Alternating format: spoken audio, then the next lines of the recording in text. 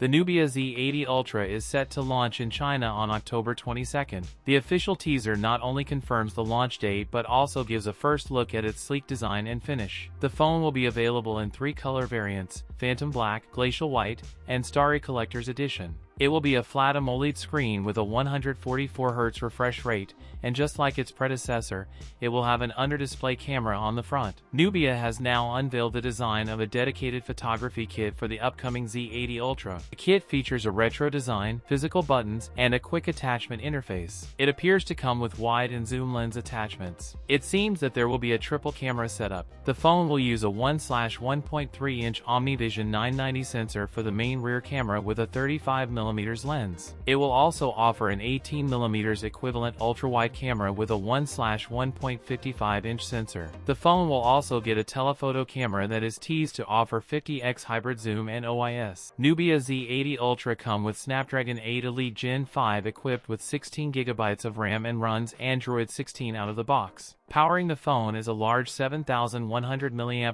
battery that supports 90W fast charging. That's it for today's video. If you enjoyed it, don't forget to like, comment, and subscribe for more content. Thanks for watching, and I'll see you in the next one.